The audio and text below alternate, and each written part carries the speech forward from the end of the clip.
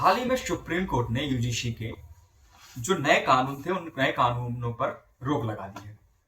इसे कुछ वर्ग अपनी जीत समझ रहे हैं और कुछ वर्ग इसको अपनी हार समझ रहे हैं। तो क्या ये वाकई में किसी की हार या किसी की जीत है? नहीं, ऐसा नहीं है।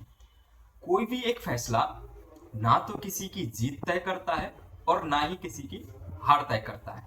लेकिन इसमें सुप्रीम कोर्ट ने जितनी तेजी से यूजीसी के नियम पर या यूजीसी के मामले पर जो फैसला लिया है या जो कार्रवाई की है, काश उतनी तेजी से सुप्रीम कोर्ट में लंबित विभिन्न मामलों पर, जैसे ओबीसी रिजर्वेशन, एमपीपीएससी 2025 जो मेंस परीक्षा है उस पर जो स्टे लगी हुई है, रोक लगी हुई है, उस पर और विभिन्न मामलों पर, लंबित पड़े मामलों पर अगर इतनी ही तेजी से कार्रवाई करे तो लोगों का जो अदालत के प्रति जो भरोसा खत्म होता जा रहा है या कम होता जा रहा है, काश वो भरोसा बढ़ पाए। लेकिन एक दिलचस्प बात और है कि एक कहावत है कि सांप भी मर गया और लाठी भी नहीं टूटी। दोनों लोग खुश हैं, दोनों ही वोट देंगे।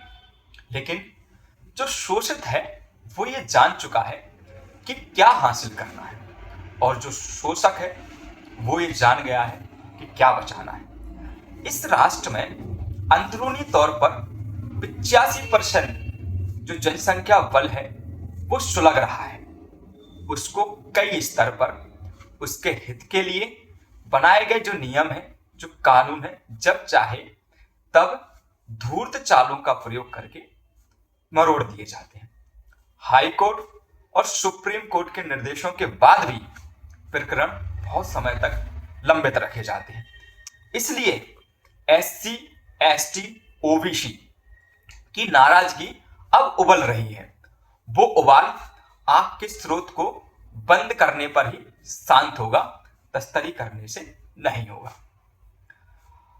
थोड़ा और सोचिए, जरा सोचिए कि यूजीसी एक्ट का विरोध कर रहे जो लोग हैं वो एक गाइडलाइन से परेशान होकर देश के प्रधानमंत्री, देश के भावी और यशस्वी प्रधानमंत्री के लिए जातिगत रूप से ट्रोल।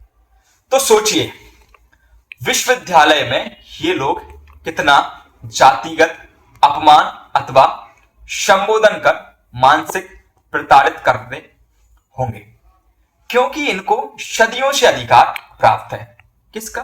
अपमानित करने का, आगे बढ़ने से रोकने का।